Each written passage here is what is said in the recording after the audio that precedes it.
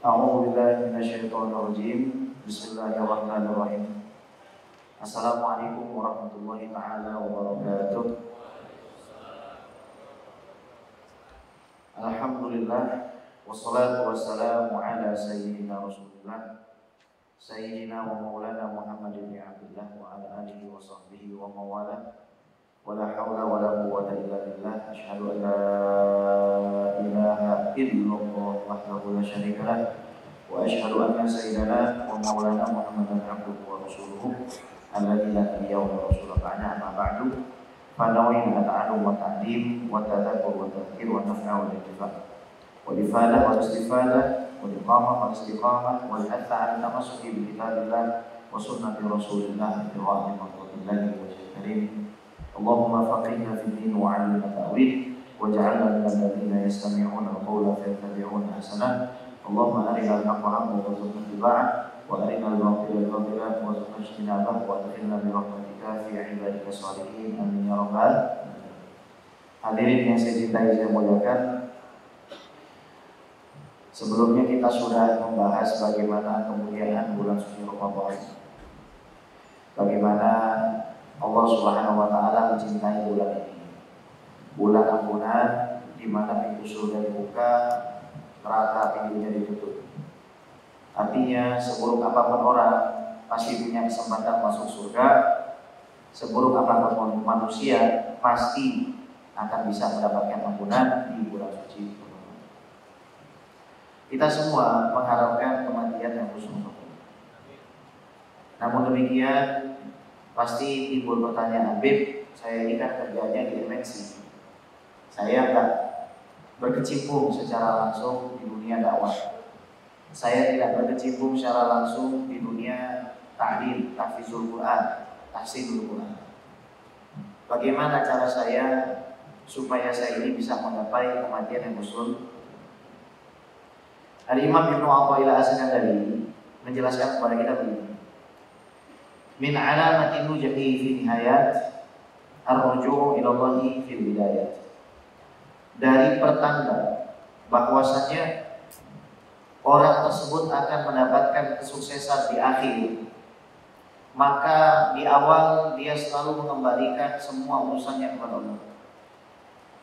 Min alamat, dari tanda-tanda, kelihatan ciri-ciri kan, ciri-ciri orang senang dengan ciri-ciri orang gak senang kan kelihatan. Imam Ibnu Athaillah ini ngasih ciri-ciri, kelihatan nih. Kalau orang itu sukses di akhir, di ujungnya bakal sukses, kelihatan. Ada cirinya. Cirinya apa? Di awal itu dia selalu mengembalikan semuanya kepada Allah. Ini nanti kita jelaskan maksudnya apa dan relasinya dengan kehidupan kita sehari-hari di ibu kota ini. Cirinya adalah dia selalu mengembalikan segala sesuatunya itu kepada Allah di awal mulanya. Faman asyraqat bidayatuhu asyraqat nihayatuhu. Dia yang memiliki awal gemilang, maka akhirnya pun pasti akan gemilang. Syekh Muhammad Basir Dahman mengatakan, qala ta'ala, Allah Subhanahu wa ta'ala berfirman, walladzina jahadu fina lanahdiyannahum subulana. Manusia-manusia yang berjuang untuk sampai kepada kami, kepada Allah Rabbul Alamin, maka kami akan mudahkan bagi mereka jalan-jalan, sarana-sarana supaya mereka itu bisa pulang kepada kami. Ini perlu saya ingatkan. Di dunia ini semua orang, sebanyak apapun duitnya, setinggi apapun jabatannya, pasti mulutnya akan tertutup tanah. Ada nggak orang kaya mulutnya nggak tertutup tanah? Nggak ada. Korun di mana sekarang korun? Tutup tanah mulutnya habis. Dan nggak ada orang yang hartanya lebih banyak dari korun. Kuncinya aja dari emas. Untuk bawa kunci petinya saja butuh 100 ekor unta, kuncinya doang. Gak ada yang lebih kaya dari dia. Ini kayanya luar biasa. Tapi mulutnya ketutup. Jadi perlu kita ingatkan juga buat siapapun termasuk diri kita pribadi, jangan keblingan.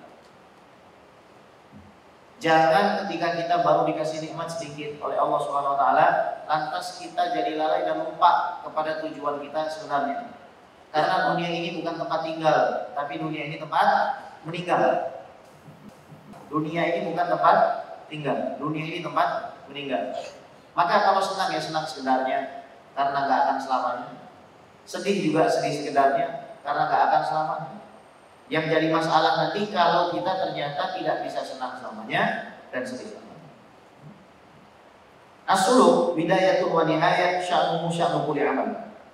Proses seorang hamba menuju Allah SWT ini memiliki awal dan akhir. Sebagaimana segala sesuatu yang selama ini kita jalani, ada awal, ada akhir. Pernikahan ada awal, ada akhir. Ta'lim ada awal, ada akhir. Kemudian pekerjaan, ada awal ketika antum masukin CV, interview, ada akhir. Begitu juga proses perjalanan kita kepada Allah Rabbul Alamin. Wal amal ad-dunyawi alladhi utkina sunuhu fi bidayatihi dama wastamara mu'addiyan masuni ali ajlihi hatta nihayatihi. Urusan dunia tuh, kalau dari awalnya udah bagus, dipersiapkan dengan baik dan matang, maka sampai akhir pasti akan bagus. Sebaliknya, kalau dari awal kerjaan kita udah gak bagus, maka sulit diharapkan akhirnya juga bagus. Agar wa kana murid yatahaqqaqu qasduhu wa muraduhu min ulumil ma'rifati idza kana fi asli suluki raja'an ila Allah muqbilan alaihi. Begitu juga hadirin seorang hamba yang dia betul-betul ingin pulang kepada Allah. Dia tahu pekerjaan ini hanya wasilah saja, pekerjaan ini hanya perantara saja, capek ini hanya sebentar saja. Sementara keabadian dan kenikmatan itu selama-lamanya. Mungkin kita di dunia ini hanya nyetir motor butut Astrea. Tapi karena kita sabar di jalan Allah Rabbul Alamin, kita gunakan motor tersebut untuk hal yang Allah ridhoi, maka Allah Subhanahu wa taala gantikan dengan hal yang kita tidak sangkakan. Dan tolong catat baik-baik hadirin. Tolong catat. Tidaklah seorang hamba diberikan kenikmatan di dunia ini melainkan kenikmatan akhiratnya dikurangi.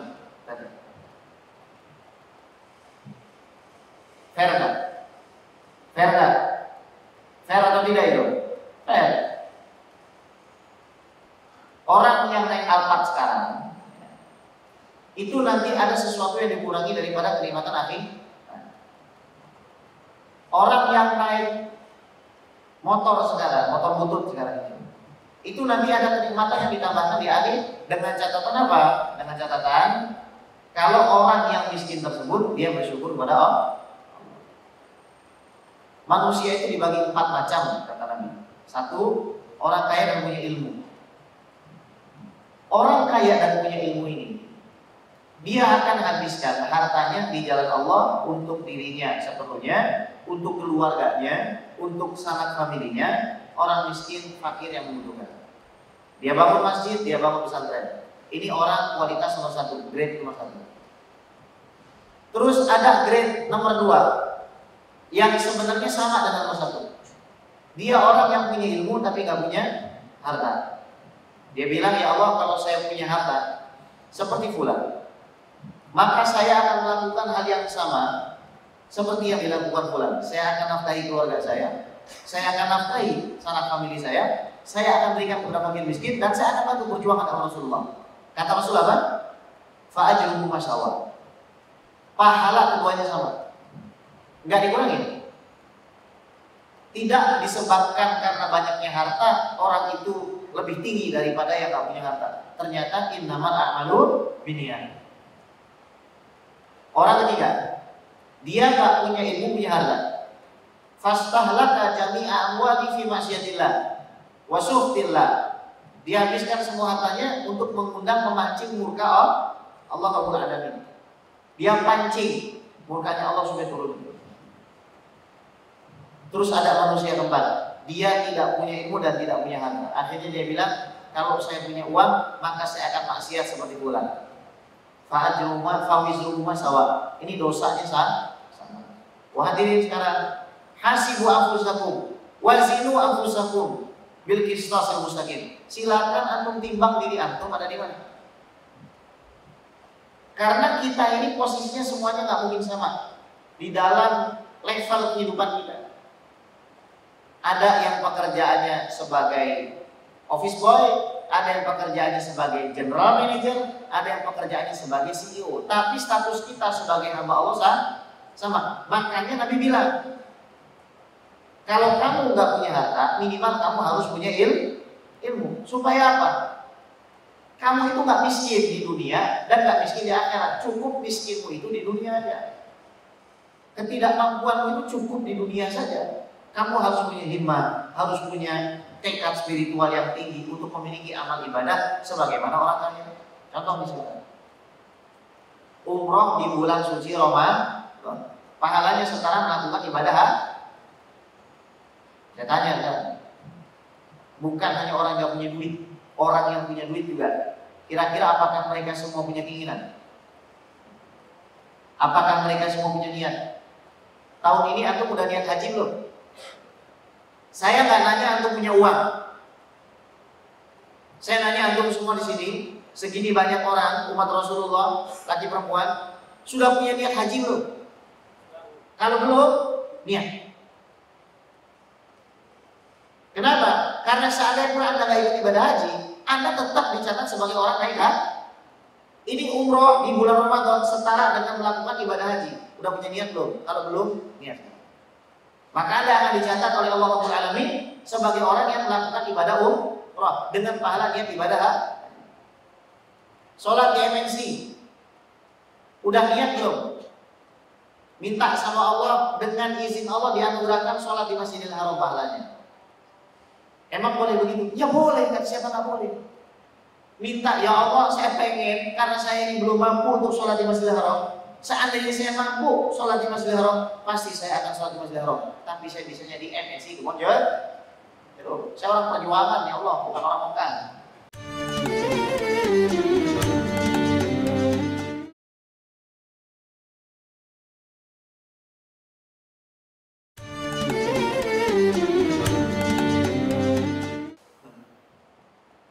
Saya orang jalan panjang, ya Allah. Saya orang Kembangan, ya Allah. Saya orang Kemanggisan, ya Allah. Ya. Saya orang Kedoya. Sini ada orang Kedoya. Orang bukannya orang Kedoya. Ya.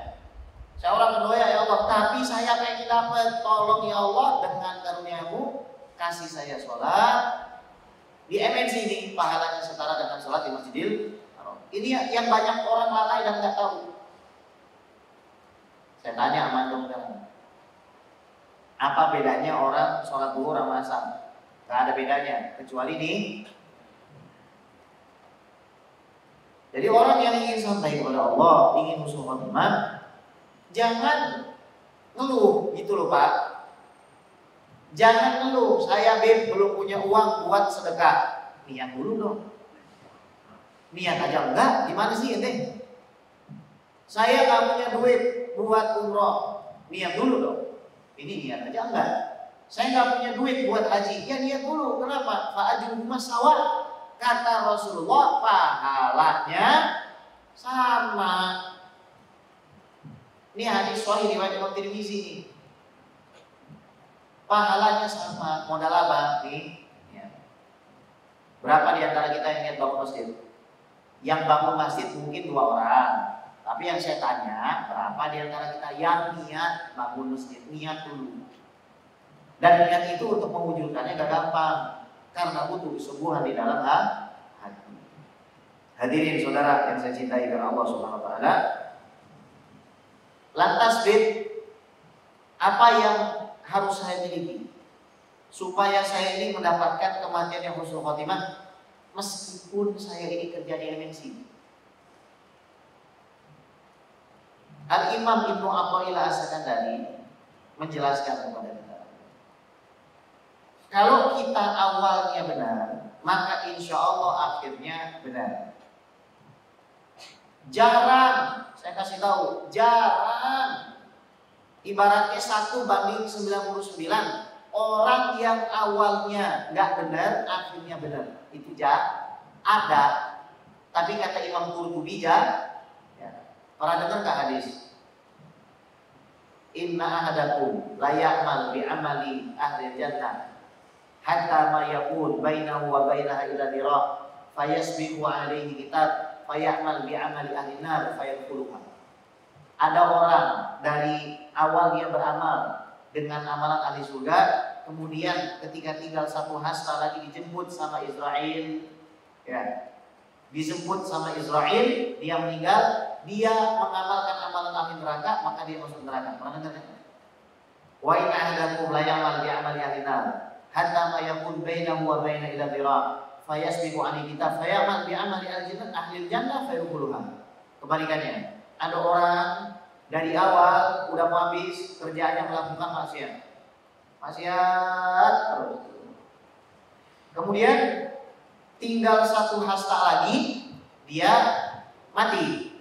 Ternyata mengamalkan amalan ahli surga sehingga akhirnya dia masuk surga. Imam Qurtubi kasih komentar. Nah, yang model begini jarang. Ini namanya apa? Thariqatul ijtiba. Ijtiba itu artinya orang udah mau masuk kubangan neraka diangkat sama Allah.